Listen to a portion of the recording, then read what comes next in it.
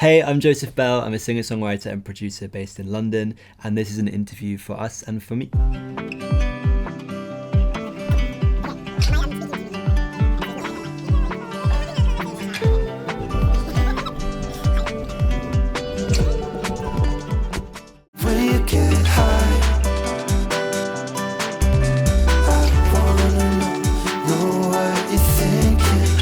Your most recent single, When You Get High, it touches on themes of addiction, maybe vulnerability. What experiences or observations inspired you to write this song? Kind of broadly, it's about getting older and having less time to see friends, and I think going from that thing of when you're a teenager or kind of even early 20s, you're always kind of around your friends and you kind of plan your week around that, and just kind of that it gets harder as people get busier to keep in touch. And alongside that, it is about a couple of my friends and people I know who struggled a little bit with, I'll say I guess self-medicating when you're at a party or when you're out somewhere and it feels like everyone's having a really good time, and then there's those people who feel like maybe they're getting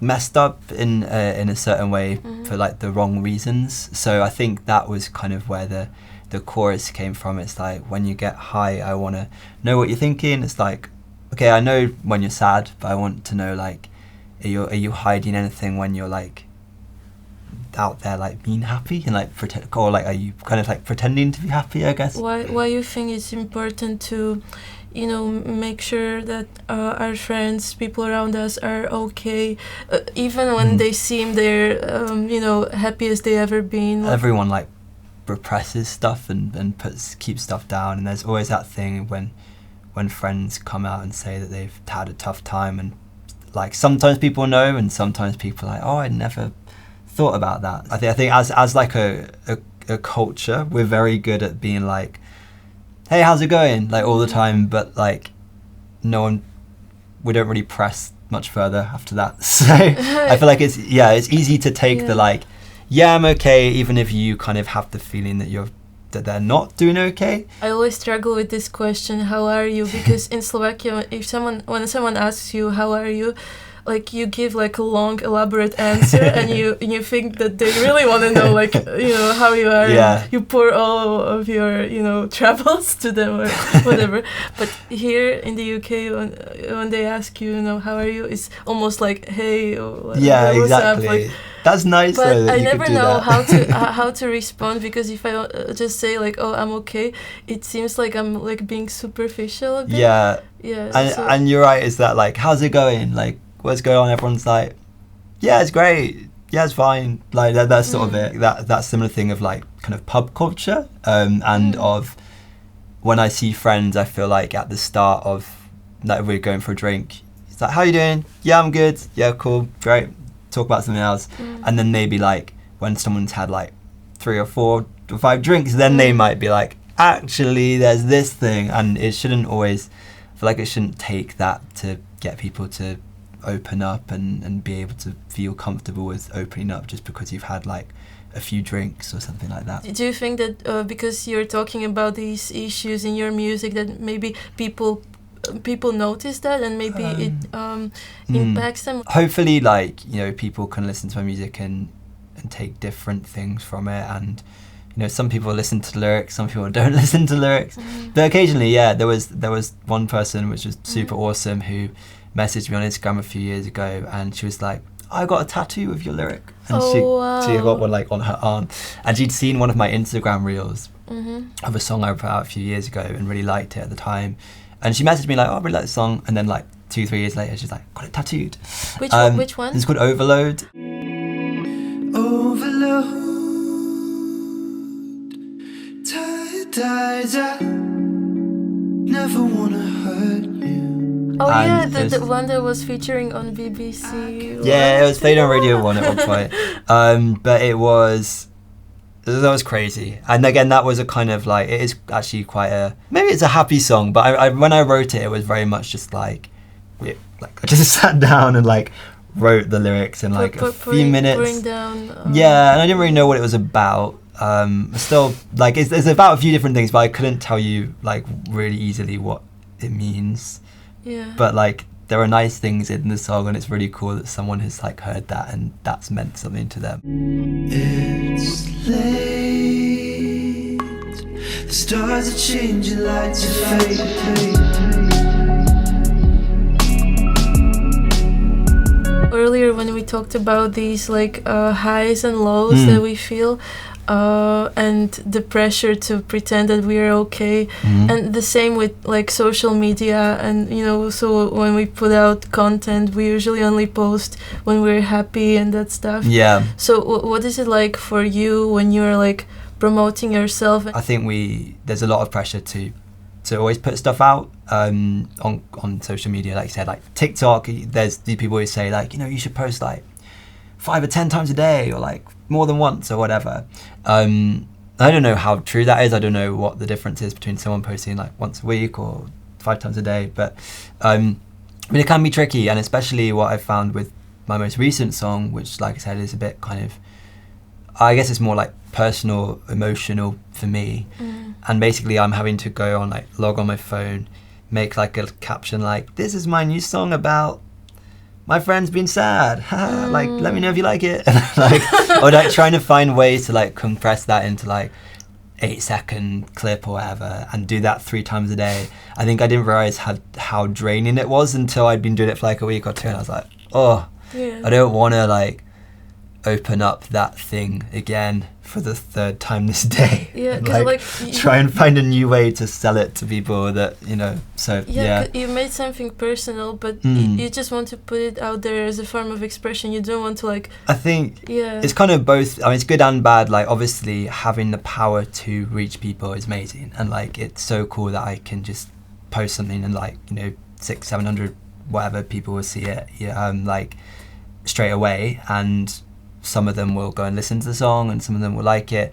But it is at the same time, I think it's that, you know, that because you can do it, you feel like you should be always doing it. Like, I'm like, oh, I could chill now, or I could like promote my song from my sofa or something like that again. Do you think you can be still authentic then? I think you can be, but I do think sometimes I like worry that I'm coming across as not authentic, just because you get so used to like, you know, this is about this and this is about this. I'm like, oh, what if people think that like I'm trying to like use this topic to like get promotion? Do you know what I mean? Because it's like you keep repeating the same thing over and over again. But I also I feel like it's you can be authentic, but it is it's tough, I guess, to keep being authentic 3 times a day for forever.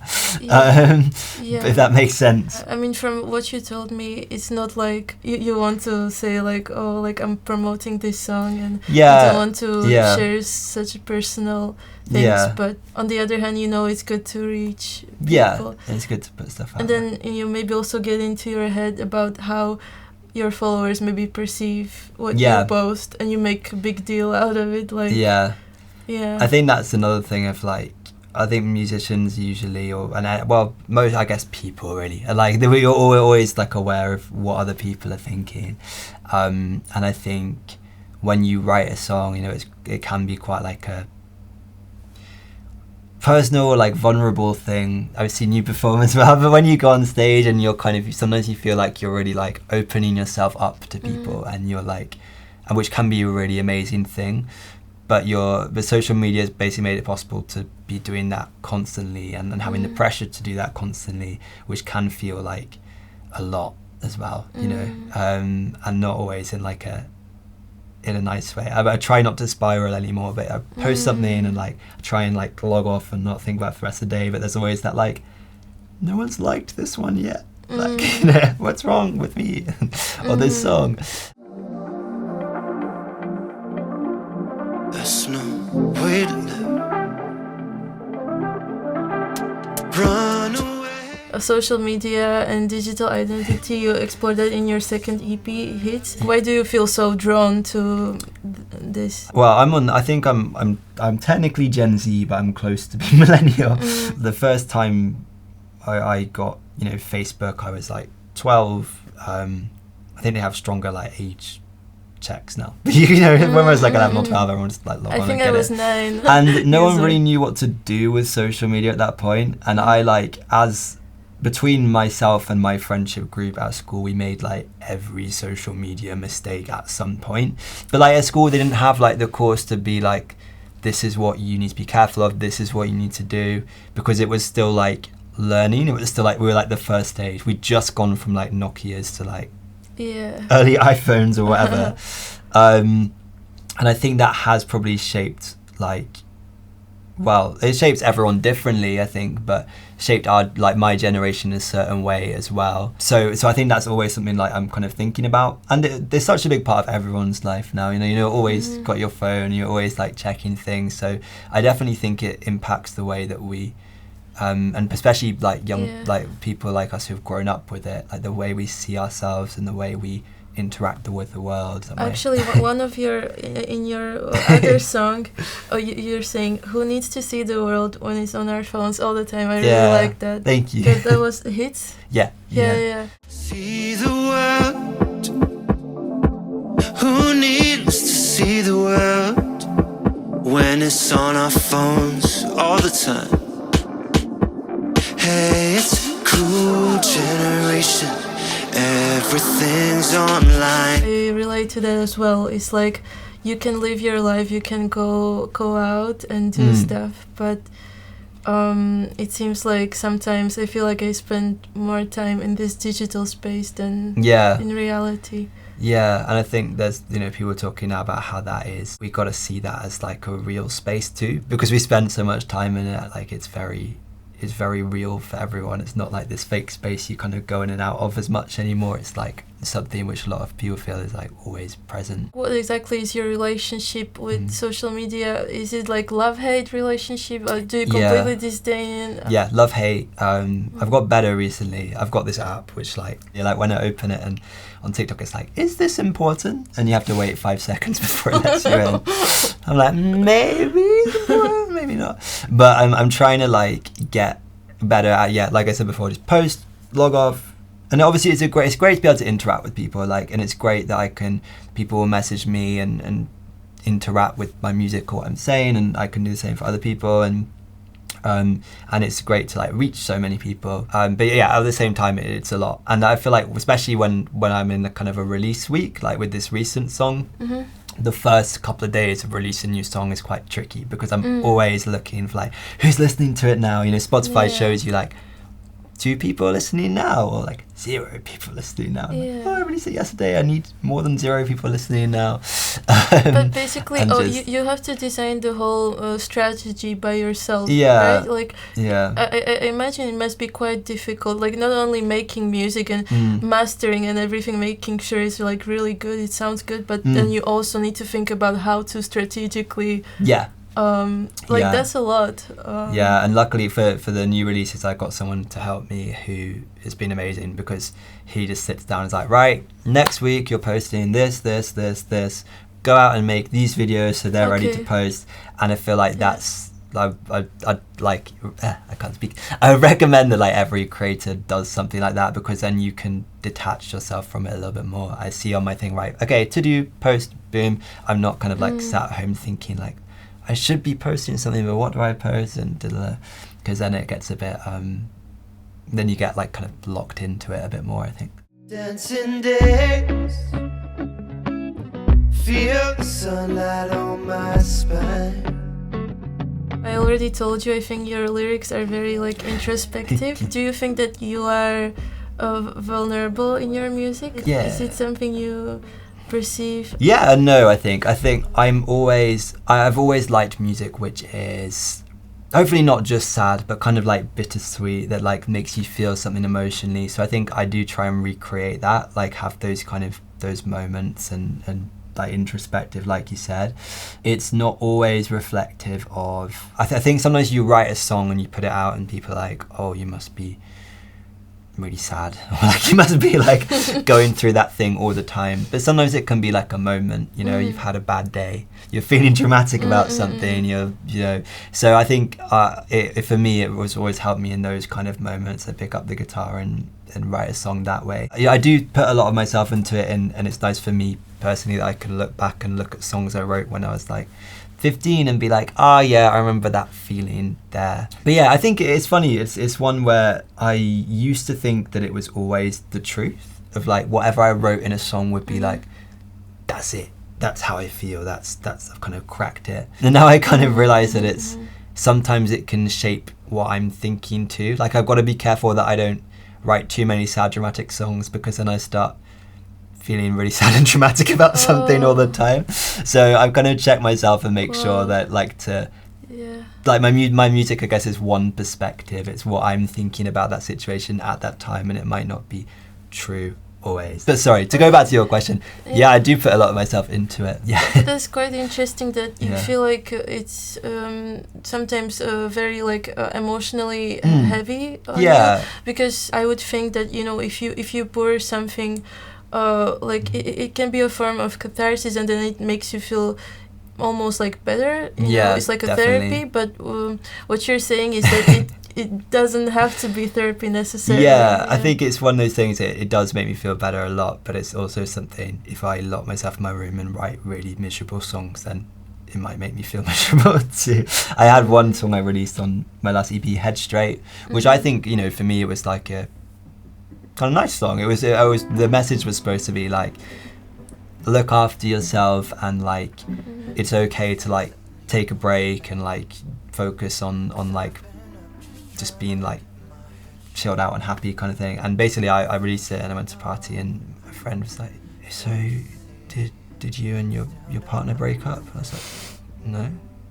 He was like, your last song sounded like a breakup song. And I was like, no, I don't know. Like, no, he didn't.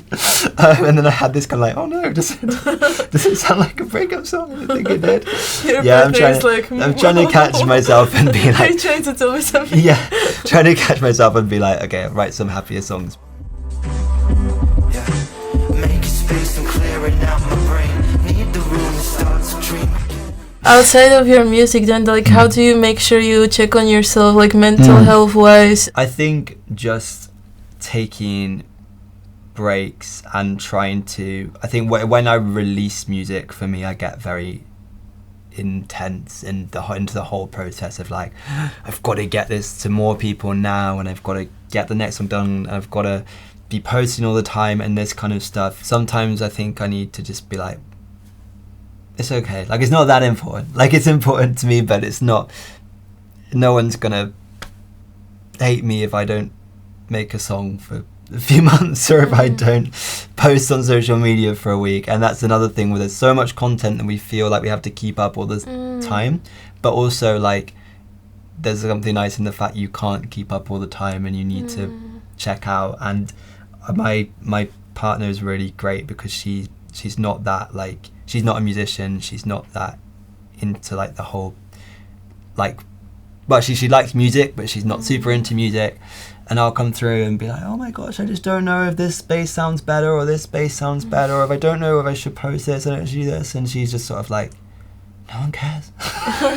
She's just like, chill. It's not that deep. It's fine. And I used to play her with different versions of songs, and she'd be like, I can't tell the difference. I'd be like, yeah, you're right, actually. It's fine.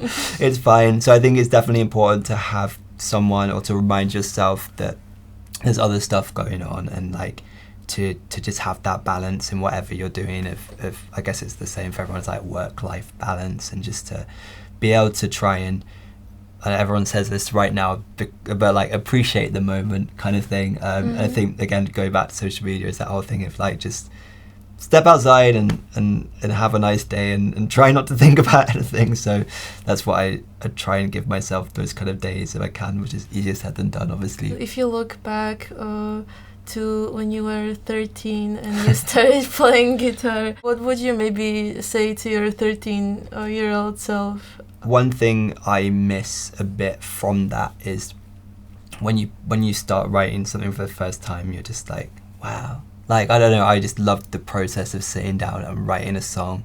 And I wrote loads of songs, and not all of them were like had to be shared. It was just like, I really like this. Whereas one thing that I'm trying to get back into now is having that feeling of like, not like, oh no, I haven't written a song for a week, I really need to write a new song. Or like, oh, I haven't posted anything. And like, you know, I think again with the like lens, it's really easy now to write like a verse and be like, oh, I'll post that on TikTok. Like, you know, because I've finished it. Whereas so what I'd say to my 13-year-old self is just like, just enjoy that process and like do it for as long as you can, I guess, without the audience, and make sure that you really enjoy it before you like let other people into it. I think.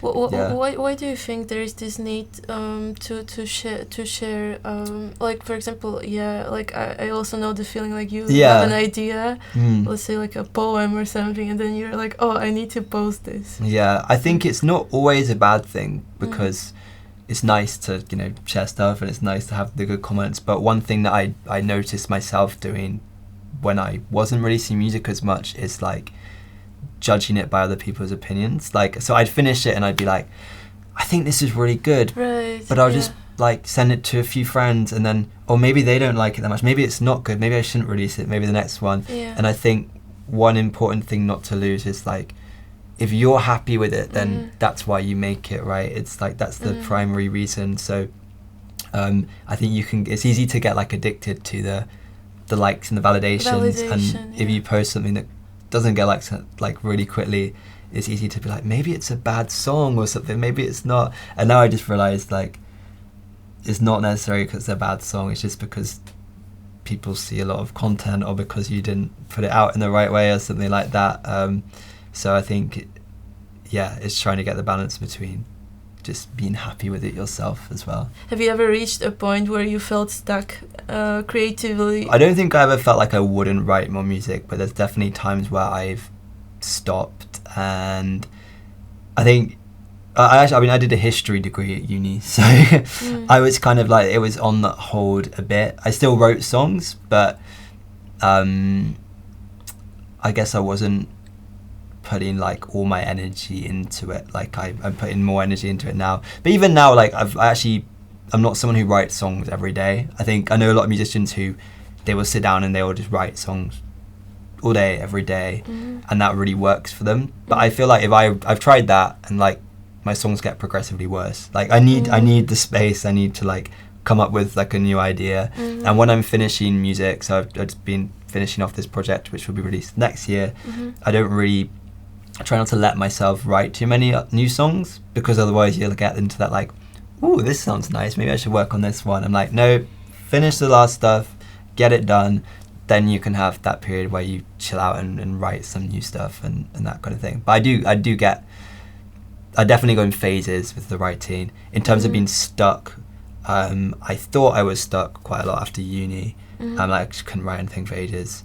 But I just found loads of voice notes which I made, which were like half-completed songs, and some of them I now quite like. So I think just as long as you like keep trying to get something, even if it's like a couple of lines or a chord progression, then you might come back to it in a few years and might find that actually it does work. But so basically not being too harsh on yourself, even if you don't have your most creative. I think the worst thing to do is like, when you feel stuck, is to, it sounds really silly, but to feel stuck, to be like, I'm stuck, because then you're like, it's always in your brain. Whereas I just sort of think I've got better at not noticing if I haven't written something for a few weeks, and then I'm like, and I just try and like write small things every day and not put too much pressure on like the writing process. I have like a notes app on my phone where if I feel like I haven't written anything for too long, I just start making like little poems on the tube, so at least I'm keeping the like creativity. Writing on the tube. Writing on the tube is good. Just like keep your brain ticking in that way. But okay, well, speaking of writing, like what's next for you now in the upcoming months? In next year, 2025, I've got another project coming out. So the next single, Shade, is going to be out in January, and then the project will be out haven't got like a specific release date yet, but kind of late spring, early summer. It's kind of a collection of songs that I've written over very different points in the last few years, but I felt like all fitted together. And it's kind of about just being like the way we can, kind of what I was talking about before, but like we can like make different worlds for ourselves, and not all of them are necessarily true. And then one thing I noticed about these songs is there's a lot of themes of like wanting to like get away, or like seeing a certain situation which I now look back on and see it differently. So I guess they're like daydreaming songs kind of thing, not always in a good way. But anyway, so that's coming out, and then just more gigs, and I'm getting married as well, so yeah. My last question is, obviously the social media is not going away, and nowadays this is necessary for artists, you know, to gain more exposure, more followers, more streams. How will you approach this? I think just to accept that it's something I have to do and not worry about it too much. I guess the nice thing about things like TikTok is you post and not the same people never see it, right? If they see it and they don't like it, then they'll probably never see you again. So I think just to think about it as less of something that has less consequences, and just to like enjoy the real things, and not to get too wrapped up in like trying to reach as many people as possible and trying to be online all the time. I think I don't want to miss too much of like the real world by just being like always thinking about how I can get more TikTok views. So for something that I'm still working on, is just like trying to be in the moment more, I guess. And I would say for anyone else trying to do it as well, just like do as much as you can. If that's once a week, that's cool. If that's once a day, that's cool. I don't know, I was still figuring it out too, I guess, but put less importance on it in some ways. And staying true to yourself and to your own beliefs. If you think the song is good, then you know it's good. Yeah, exactly. And you don't care. Don't let it like inform you too much, or kind of shape how you think about yourself, which I think is something that can happen.